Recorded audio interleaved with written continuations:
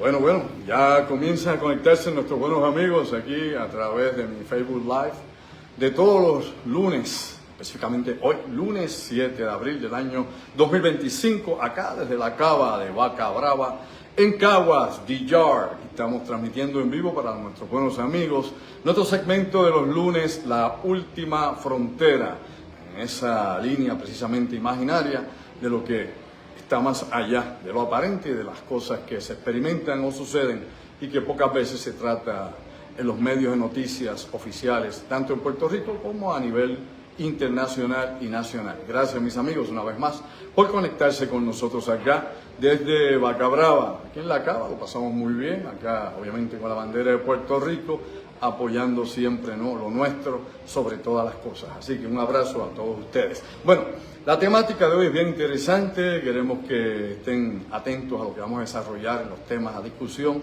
y que también compartan este video con otras personas que quieran ver más allá de lo aparente y tener información adicional a las cosas que pues más o menos se discuten en Puerto Rico y lógicamente también fuera de nuestro entorno, fuera de nuestra área insular, de la isla como tal. Así que hoy tendremos un tema que tiene que ver nuevamente con Puerto Rico, X-Files, los archivos secretos de Puerto Rico. Y en este caso, en este momento, lo hemos llamado la Isla de los Misterios. Puerto Rico, la Isla de los Misterios, definitivamente es un lugar, Puerto Rico aparte es un lugar encantador y que le encanta a los turistas, es un lugar que tiene definitivamente muchos enigmas y muchos misterios que no se han dilucidado adecuadamente y que muchas veces pues caen en las leyendas urbanas y en este tipo de percepción donde creemos que todas las cosas son sobrenaturales y tal vez no entendemos el porqué del porqué sí se dan unos eventos en la isla de Puerto Rico y que es parte también, ¿no?, de la creencia popular, es parte también de esa idiosincrasia caribeña de lo que llamamos el Caribe mágico,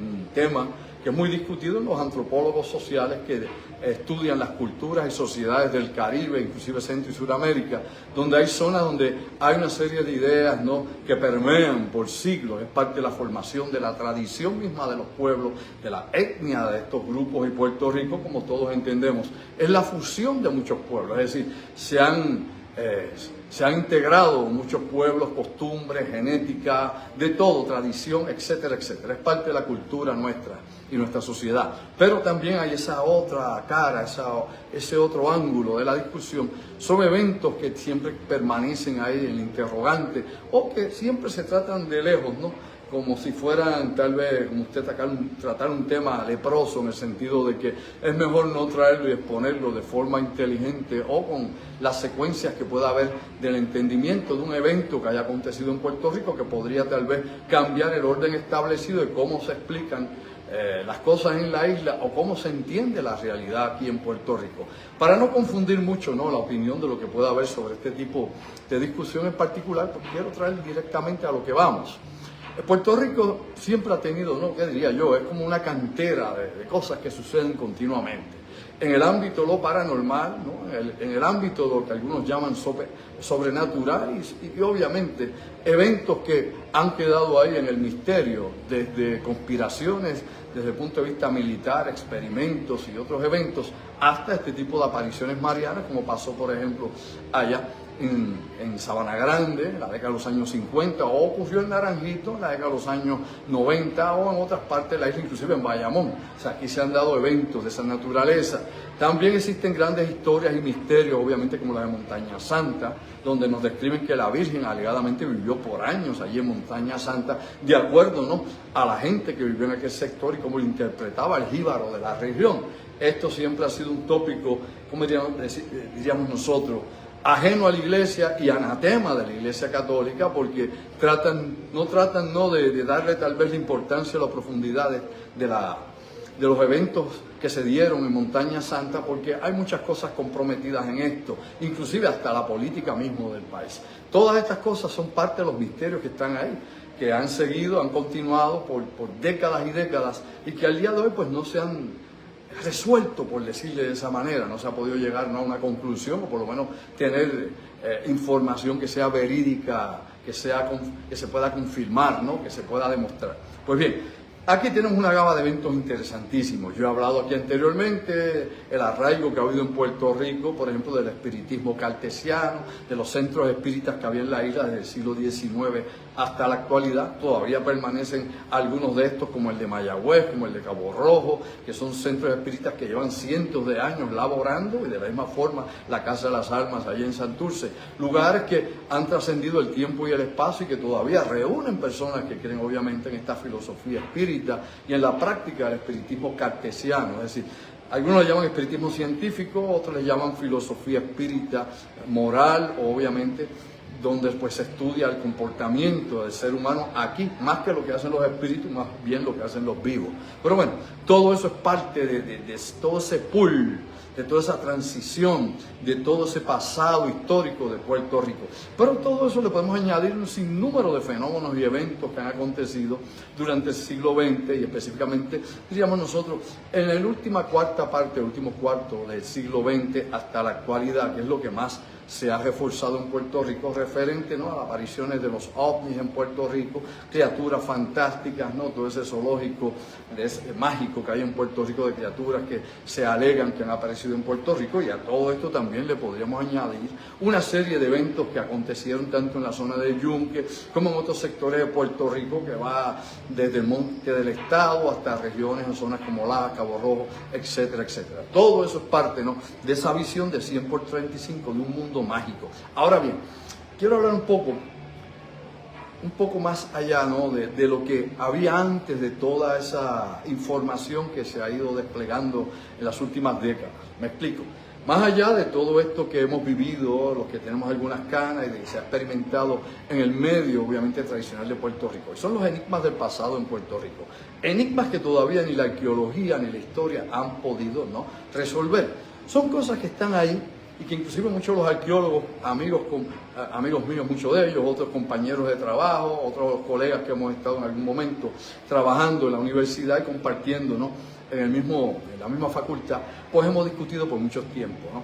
Algunos de ellos ya dieron su cambio, ¿no? Por ejemplo, el doctor Osvaldo García Goico ya murió hace unos años atrás. Lo mismo nuestro gran amigo Edwin, que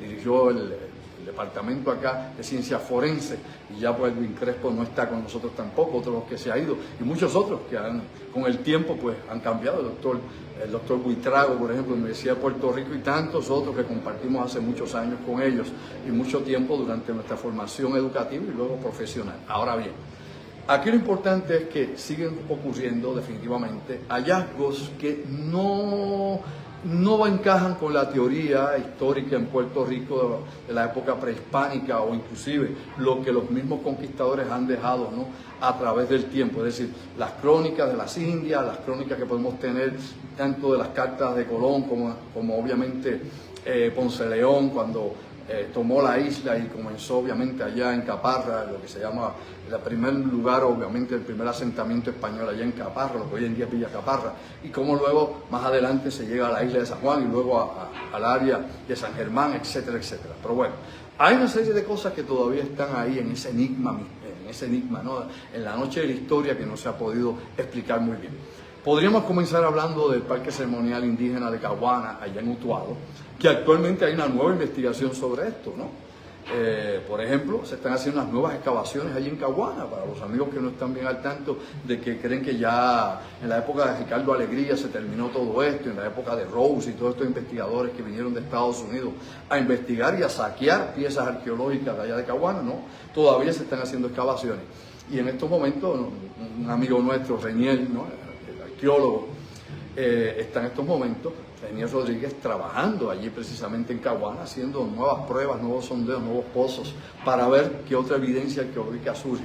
También es importante indicar que el único museo en Puerto Rico que tiene piezas originales taínas es el de Caguana. Todo lo que demás que usted vea, incluyendo Tibe, o puede ir al Museo de la Universidad de Puerto Rico, que está semiabierto, semicerrado, no podría decirle cómo está ese pequeño museo, pues supuestamente lo están remodelando, pero lleva años en esa forma, cerrado prácticamente, y todas las piezas arqueológicas que están bajo su control están guardadas en almacén o algunas perdidas en algún lugar porque se prestaron y no aparecieron más. Lo sabía, despierta durmiente. Pero bueno, la situación, para no entrar en esa disputa, que en algún momento habrá que aclararla, sí es importante señalar lo siguiente, mis amigos. Precisamente el museíto que hay allá en Caguana, en Utuado, en el barrio Caguana, donde está el parque ceremonial, es el único que tiene piezas originales. Allí usted no va a encontrar copias de piezas, allí están las piezas originales que se encontraron en algún momento en diferentes etapas de la investigación arqueológica que se dio en Caguana. Actualmente Renier sigue trabajando allí. Nosotros hicimos una serie de estudios recientemente, de hecho, hace muchos años atrás, habíamos trabajado con el doctor Osvaldo García Goico, que fue mi compañero, de hecho fue mi profesor en la universidad, luego fuimos compañeros, inclusive le asistí en varias investigaciones, tanto allá en Caguana como en Tibes, en Ponce. Usted sabe muy bien que desde que el doctor Osvaldo García Goico hizo aquella investigación de lo que se llama astroarqueología, donde demostró precisamente, no solamente con las medidas y con las fotografías in situ de lo que pasaba durante el equinoccio y solsticio en Caguana, donde el sol se alineaba con las plazas, con las piedras, demostrando físicamente que sí, que efectivamente los taínos de aquel entonces sí sabían y tenían algún tipo, obviamente, de sistema de estaciones. El sistema de estaciones es decir, primavera, obviamente verano, otoño e invierno, las 4 estaciones del año, inclusive en este clima del Caribe, ¿no? Este clima que es muy diferente al del clima que tenemos en áreas, por ejemplo, templadas, Estados Unidos, Sudamérica, hacia Argentina, Uruguay, por ahí para abajo. Pero bueno, aclarado ese punto brevemente, tenían esas estaciones, podían medirlo, tenían las plazas que les servía obviamente como un calendario para todo esto, orientadas con el sol. Esto pues abrió unas nuevas posibilidades. En aquel entonces, cuando Osvaldo empezó a hablar de esto, pues mire, le cayó la crítica de todo el establishment arqueológico histórico de Puerto Rico. Todos le dijeron charlatán, le dijeron de todo. Usted no tiene idea. Todavía hay arqueólogos de estos que no han aportado nada interesante a la vida y sobre todo al conocimiento de la prehistoria de Puerto Rico, que siguen diciendo que eso es charlatanería, pero ninguno va allí a demostrar que es charlatanería. Vamos, por este medio lo digo, es así. Ninguno se da cita allí para demostrar que eso no es así. ¿Por qué? Porque no solamente Caguana era un calendario solar, sino que también Tibes, el parque ceremonial de Tibes, que no está ahí, no, que es mucho más antiguo, hay una diferencia de como 800 años entre uno y el otro, y acá estamos hablando de los pretaínos, ¿no? Estamos hablando de los igneris también. El de Tibes también es otro calendario solar, y que de hecho una de sus plazas tiene forma de sol, y que tiene allí zonas pisoeléctricas, que son zonas donde hay electricidad. Usted pasa a un imán y se carga eléctricamente, y usted ve cómo tira chispas, que incluso en la conferencia que di Top Secret 2.0 puse el video del experimento donde estaba haciendo eso precisamente en una de las plazas, y podemos ver la chispa que sale del imán cuando la ponemos frente a la cámara, como hay carga eléctrica, porque definitivamente es una zona allí de conductividad eléctrica, y por eso el US Geological Survey estuvo con nosotros hace muchos años atrás, ¿no? Cuando inclusive el amigo Iván Nieves estaba haciendo, ¿no?, un documental sobre Tibes, como hizo uno anterior sobre Caguana, y en aquel entonces fueron los técnicos de US Geological Survey, y de hecho fueron otros arqueólogos. Fue de hecho que estaba a cargo en aquel entonces de la investigación en el área del Yunque, o sea, el arqueólogo estadounidense que estuvo en aquel momento allí. Aquí tenemos, como he dicho, estas plazas ceremoniales siguen siendo un enigma porque no las hay en Venezuela. Se supone que venimos de los arahuacos, que vienen de allá del Orinoco, de esa región de Venezuela, hasta Puerto Rico, pero ninguno de ellos jugaba el batú o el bato, el juego de la pelota. Eso se jugaba ¿dónde? En Mesoamérica. Lo jugaban los mayas, lo jugaban los mexicas, lo jugaban muchos pueblos, obviamente, y culturas y sociedades de Centroamérica, no de Sudamérica, y ya empezaron a construir algo ahí, así que perdonen el ruido si entra acá, pero yo no puedo hacer nada contra eso, fuera de mi control. Ahora bien, dicho de esta manera, ahí hay una aportación de conexión, lógicamente, con otras culturas y civilizaciones ya, obviamente a nivel superior, como fueron en este caso los mayas o otros pueblos, olmecas o tantos que se pudieran mencionar. Eso no es únicamente el enigma, esas son algunas preguntas que quedan ahí. ¿Cómo llegaron estos juegos de pelota aquí? ¿Por qué las plazas ceremoniales de Puerto Rico son las más grandes y son también las más sofisticadas que tenemos entre Cuba, Haití, República Dominicana y Puerto Rico? Y en las Antillas Menores no tiene usted este fenómeno, es muy exclusivo de Puerto Rico, y hay que reconocer que hay otros batalles sí en Cuba y hay otros batalles en República Dominicana, pero no comparan con lo que tenemos aquí y con la complejidad técnica que tienen los que se construyeron en Caguana y obviamente los que se construyeron allá en Tibes.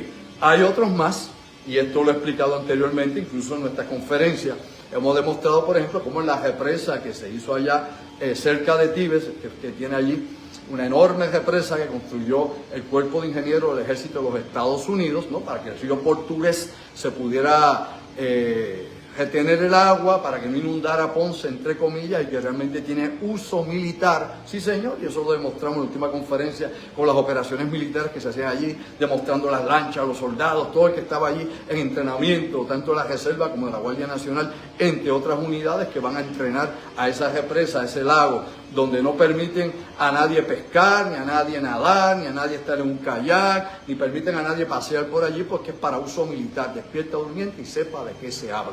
Y lo demostramos en la conferencia una vez más con la evidencia, no es que me lo contó Cheo, que se lo iba a tomar, que aquel dice que hay un rumor. No, yo voy directamente al grano, si no hay evidencia, no lo menciono.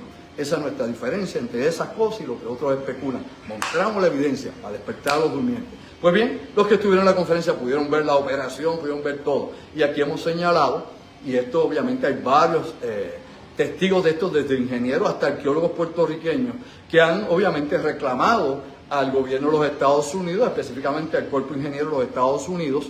¿Por qué? Por los batalles que se encontraron en esa zona. Me explico para que me entiendan. Cuando se expropiaron las tierras donde se iba a hacer esa represa de Río Portugués, allí en el área de Ponce, se encontraron, cuando se empezó a mover la tierra, empezaron a derrumbar las casitas que habían allí, lo que fuese, para abrir espacio para el agua, descubrieron que había unos batalles, que habían yacimientos arqueológicos allí, que obviamente impactaron la construcción o todo lo que se estaba haciendo, el programa que había, el tiempo que se necesitaba para empezar obviamente a tener a tiempo esta construcción. Esto atrasó la construcción de esa represa.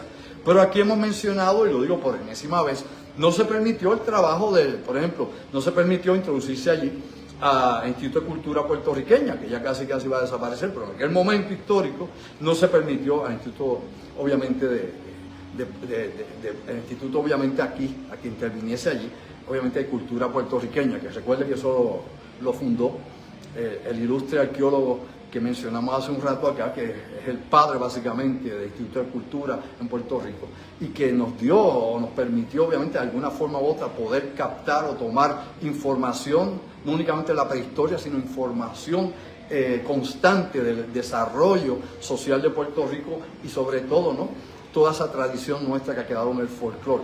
Así que eso es lo que significa básicamente ese instituto de Puerto Rico, ese instituto que habla de nuestra historia, que presenta obviamente in situ lo que hay desde lo arqueológico hasta obviamente las fiestas que se hacen aquí en Puerto Rico, en cada pueblo, los santos que se celebran y todo lo que pueda haber aquí en celebración en Puerto Rico. Y eso se lo debemos precisamente a Ricardo Alegría, al doctor Ricardo Alegría. Pero bueno, para no irnos en ese ámbito de la discusión de lo que en estos momentos está, no se permitió al instituto entrar allí ni enviar ningún arqueólogo a investigar aquello. No se le permitió a ningún arqueólogo puertorriqueño ir a trabajar. Pero gracias precisamente a lo que el doctor Renier Rodríguez nos cuenta, y lo que Osvaldo García Goico también, ambos lograron entrar y llegar hasta esos batalles y tomar fotografías de ellos. Y descubrieron que sí había un arqueólogo puertorriqueño trabajando allí, que estaba contratado obviamente por una institución de los Estados Unidos, no solamente por el Cuerpo de Ingenieros, sino también por una universidad de los Estados Unidos, y que estaban cavando y sacando piezas de allí que no se le dieron ni al Instituto de Cultura ni se les reportaron a nadie, simplemente las saquearon. Es una forma de saqueo arqueológico e histórico, y se las llevaron fuera de la isla de Puerto Rico. No se sabe exactamente qué cultura estaba allí, si era pretaína, si era taína, si era arahuaca, lo que fuese, no se sabe porque nunca nos han dado reporte. Y por este medio sería interesante que aquí los arqueólogos en la isla se pongan los patines y hagan, ¿no?, una petición al Cuerpo de Ingenieros de los Estados Unidos sobre cuál es que se consiguió allí, si hay algún índice donde se puede encontrar los hallazgos y las piezas que se removieron del lugar, es decir, que pueda haber, ¿no?, esa información disponible para poder seguir estudiando la zona, ya que no se permite allí entrar a nadie. Y que se asume o se dice que en los próximos años esa área donde se taparon nuevamente, se le echó tierra a estas plazas ceremoniales allá donde está el río Portugués y la represa, dentro de unos pocos años o poco tiempo, no se sabe exactamente, esto va a estar cubierto por agua, como pasó allá en Utuado, por ejemplo, con la iglesia aquella que está bajo el agua, y cuando hay sequía baja el agua y se ve, pues de esa misma forma y manera esto va a desaparecer allí. Pero este tampoco es el más grande de los enigmas que podemos demostrar en Puerto Rico. Aparte de los hoppers o las piezas de dificultad que se han encontrado en diferentes excavaciones, tanto por ejemplo allá en el área de Vieques, como hemos hablado muchas veces acá, tanto las que se han encontrado también en otras zonas como el área de Cabo Rojo y áreas, por ejemplo, las piedras que se encontraron también allá en el sur de Puerto Rico, las piedras que, ¿cómo diría yo? Que son las que decían algunas piedras fenicias, que era como decía Renier, ¿no? Que estas son obviamente una de las piezas más interesantes para poder buscar un pasado diferente a lo que la línea teórica nos han dado los arqueólogos, a las posibilidades que nos dan. Y ahí obviamente tenemos que ir a las piedras de Guayanilla. Estas piedras de Guayanilla todavía al día de hoy siguen siendo un enigma, se están trabajando y se tienen obviamente allá en la Universidad de Puerto Rico, allá en Utuado, allá donde está Renier, allá las tiene él en el laboratorio. Otras se han enviado a diferentes partes del mundo a hacerle análisis, desde Israel hasta Gran Bretaña, en diferentes lugares, y lógicamente hasta este momento nos han demostrado que sean un fraude. Actualmente, sepa usted que se encontraron nuevas piedras también allí en Guayanilla, ¿ok? Hay nuevas piedras allí en Guayanilla. Estas piedras están también por ser estudiadas y por ver qué nuevo aporta a lo que se está tratando de descubrir, porque todavía no se tiene información suficiente y sigue siendo un gran enigma. Estas piedras que llaman también las piedras del Padre Nazario, que son las que están allí en Guayanilla. Que de hecho, en la época que el Padre Nazario era quien daba la misa allí en la iglesia allá en Guayanilla, mi bisabuelo era el alcalde precisamente de Guayanilla. Mire qué casualidad por aquello de la vida. El doctor Manuel Antonio Zavala era el alcalde en aquel entonces. Claro, ya se murió hace mucho, yo nunca lo conocí a mi bisabuela, era muy mayor y ella nunca comentó nada sobre esto, supongo que no sabría sobre el asunto, pero obviamente no hay nadie vivo de esa época que nos pueda narrar más allá de lo que se dejó escrito, lo que fue este hallazgo que tenía el Padre Nazario allá en la sacristía, allá en Guayanilla. Pero bueno, la cuestión es, para darle un poquito más de forma a esto, para terminar dentro de esos enigmas del pasado, el de Caguana, el de Tibes, obviamente, el de la represa, obviamente, allá en Ponce y lo que se ha perdido y no se permite investigar, es lo siguiente: hay otros hallazgos más, inclusive en Utuado. Nosotros personalmente tuvimos la oportunidad de una expedición allá para el año 2011 a Utuado, un sector de Utuado, donde nos llevó un joven de la zona y pudimos apreciar cómo había una serie de túmulos, ¿no? De pequeños túmulos, diría yo, como si fueran muchas piedras acomodadas, como se hacía cuando se hace un entierro, pero túmulos que tenían más de 6, 7 pies de altura, alrededor de una docena de ellos, ¿no? Y que pues no había ningún registro dentro, ¿no?, de lo que se supone que son puntos arqueológicos, lo que ha sido investigado por el Instituto de Cultura puertorriqueña, ninguna otra universidad, ningún arqueólogo, ninguno de ellos sabía de la existencia de esto. Había todo este grupo de estos túmulos de 6, 7 pies de altura y alrededor de estos túmulos unas plazas marcadas, unas plazas grandes, puestas en piedra en secuencia, cubiertas por la maleza, por obviamente, quién sabe cuánto tiempo haya estado ahí, si siglos o más, no lo sabemos.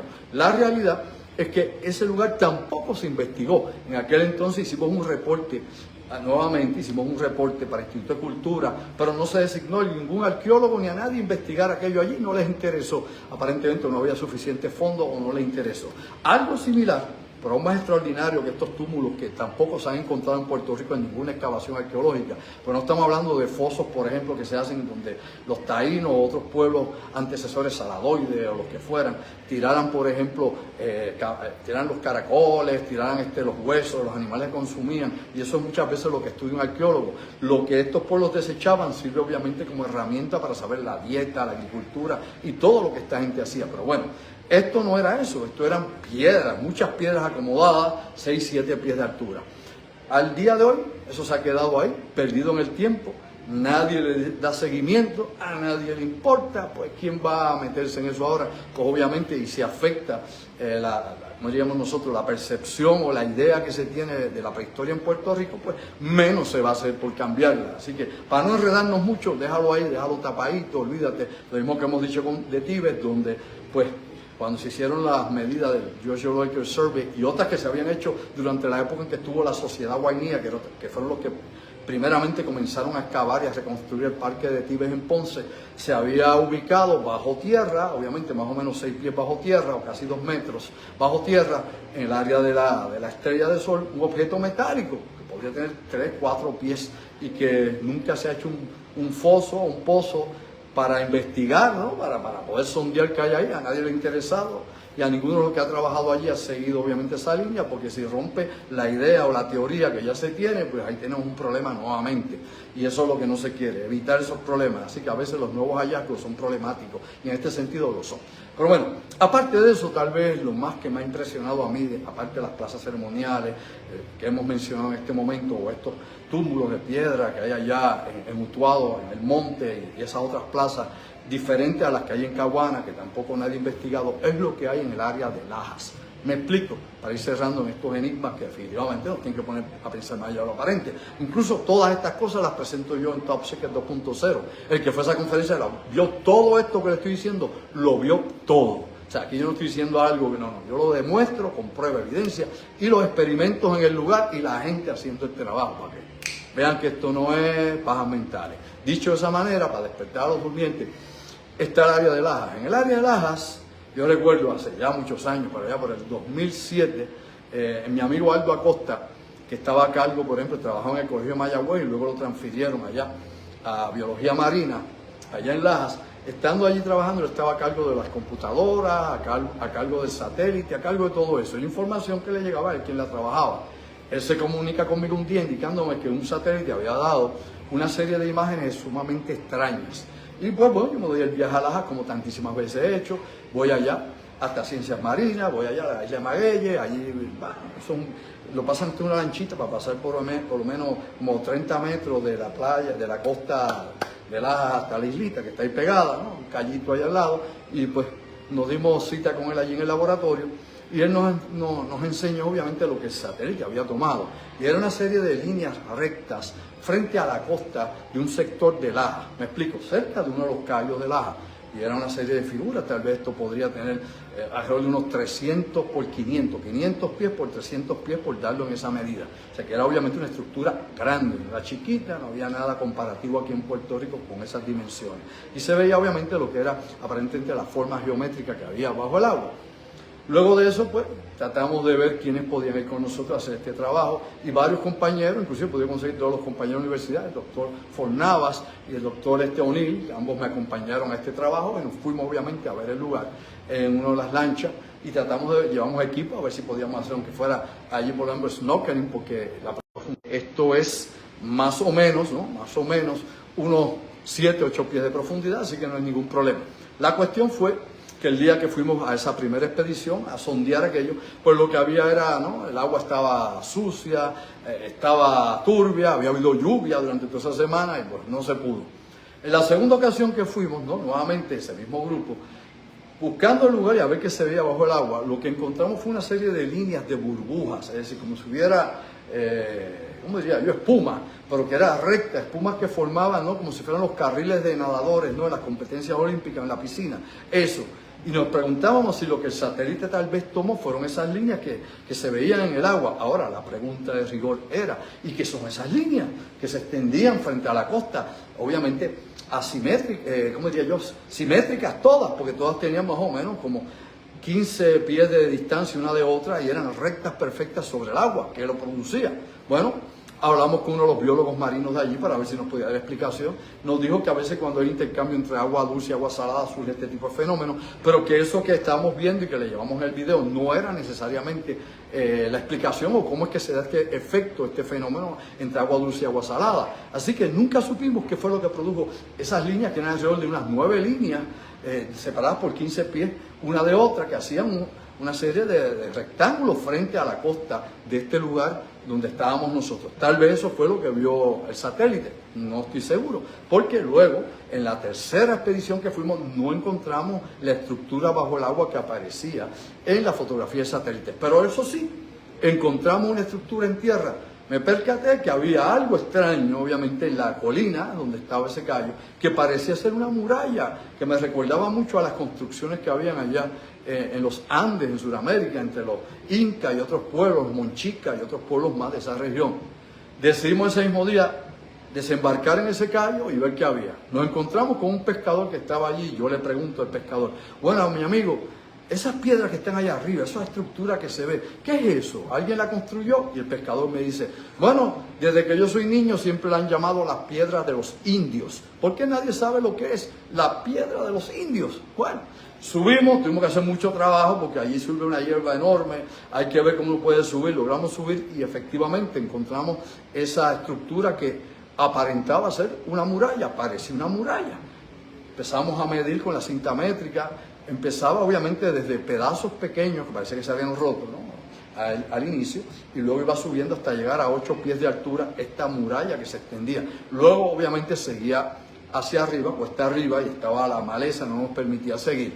En ese momento me interesó, lo comunico a otros amigos nuestros, tanto del campo de la arqueología como antropología, a ver quién le interesaba, que se podía hacer una expedición. Nuevamente lo llevamos al Instituto de Cultura, y muy bien, gracias, a nadie le importó. Nos dijeron que no había ni dinero para investigaciones subacuáticas, de arqueología submarina, ni había para nada de eso, así que a ver quién le interesaba. Bueno, la cosa fue que el año pasado, después de tantos años, 2007, el año pasado, en 2024, regreso al mismo lugar. Obviamente las circunstancias son bien agrestes allí, bien difícil subir por la maleza, la roca, todo lo que hay que ir bien preparado para esa subida, hasta donde está eso, debe estar más o menos como 40, 50 pies sobre el nivel del mar, de la costa que hay allí, y llevamos un dron y empezamos a ver con el dron en el área. Para sorpresa nuestra, no era meramente una muralla, era toda una estructura que estaba en forma cuadriculada y que tenía aparentemente varias estaciones. Cuando digo estaciones, que aparentemente había varios salones.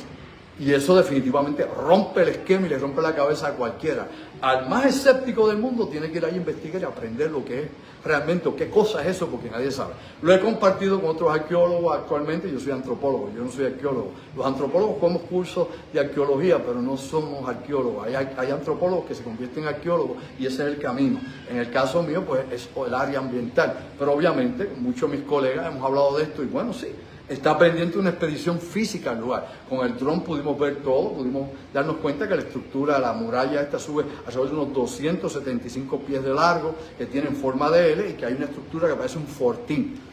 No hay registros allá en San Germán que digan que los españoles construyeron algo allí. Ninguno. Ni tampoco en San Juan, ni nada que se pueda encontrar obviamente allá en la Biblioteca de las Indias. No hay nada. Así que esto podría ser mucho más antiguo. Tal vez coincide con esta teoría que había de que aquí llegó alguien que trajo o enseñó a hacer las piedras, las famosas piedras fenicias o las piedras allá de Guayanilla, del Padre Nazario. Todo esto se da en la costa sur de Puerto Rico. Las otras piedras que se han encontrado nuevas y los hallazgos inclusive en otras zonas de Cabo Rojo. Todo esto pues nos trae un nuevo enigma arqueológico de la prehistoria de Puerto Rico que pocas veces se discuten. Esto está por estudiarse, por investigarse. Allí está la evidencia. No me lo invento ni lo digo, vaya allá y compruebe. Ahí está la evidencia. Ahora lo que hace falta es la disposición, los cerebros, la gente preparada, con la tecnología y el dinero para poder hacer una investigación seria, profunda sobre estos hallazgos que siguen siendo enigmas. Y todo esto es parte de lo que tiene que ver con este mundo desconocido que hay aquí en Puerto Rico, de que a usted no le dicen ni una letra y de lo que mejor no se toca. Eso en ese ámbito nada más. Recuerde que no estamos hablando aquí de los fenómenos paranormales, de los eventos insólitos que ocurren en la isla, de las creencias mágicas en Puerto Rico, como hemos hablado otras veces, santería, el vudú, el tabú, todo eso ha llegado aquí. Lógicamente el espiritismo y tantísimas cosas más. Y en Puerto Rico obviamente la transformación del New Age que ha habido en la mente de mucha gente y como esto es parte de un proceso sociológico que se da en la isla y antropológico. Pero bueno, antes de terminar, quiero recordarles que estamos el próximo domingo 27 de abril, apunta, domingo 27 de abril, vamos a estar allá en Ponce, vamos a estar en Estudio 58, en la calle Sol número 58 en Ponce. Hemos cambiado la fecha del 19, que es Semana Santa, obviamente hay que guardar la Semana Santa, mucha gente, algunos se van de viaje a divertirse, otros pues lógicamente pues siguen su devoción religiosa, pues bien, respetando obviamente los principios religiosos de todos los amigos que tenemos, pues hemos cambiado esto por petición popular al próximo domingo 27 de abril. Vamos a estar allí domingo 27 de abril en Estudio 58, calle Sol 58, en el mismo pueblo de Ponce. Teléfono contacto 787-579-8600. Mi producción 579-8600 para el conversatorio audiovisual donde tocamos de todas estas cosas y mucho más allá de lo que usted se imagina. Va a aprender y va a ver cosas que nadie le ha dicho nunca. Pues va a despertar durmiente. La evidencia no es tal vez a lo mejor, quién sabe. Ahí vamos a ver un sinnúmero de cosas de las que no se pueden ni siquiera hablar por aquí, que presentamos en Puerto Rico X-File. Puerto Rico, los archivos secretos, X-File. Teléfono nuevamente 787-579-8600, 579-8600. Mensaje de texto, puede llamar directamente y allá los vemos en Ponce el domingo 27 de abril, Despierta Durmiente. Será hasta el miércoles que estaremos en La Otra Realidad. Y, perdón, mi madre, digo yo en el viaje, estaremos empezando en voz alta. Yo los entremezclo los tres, bueno, es una continuidad lo que hacemos. Pensando en voz alta el miércoles y el viernes con el ingeniero Orlando Pla, obviamente en La Otra Realidad, el miércoles pensando en voz alta, y los dejo aquí que ni he desayunado, apurado, porque ya me dicen que se acabó el tiempo. Un abrazo a todos ustedes, los espero allá en Ponce el 27 para despertar a una realidad distinta y diferente a lo que nos dicen. Así que te lo digo una vez más, sayonara, ojo visor, oído en tierra, vienen demasiados cambios, así que prepárese para lo que viene por ahí.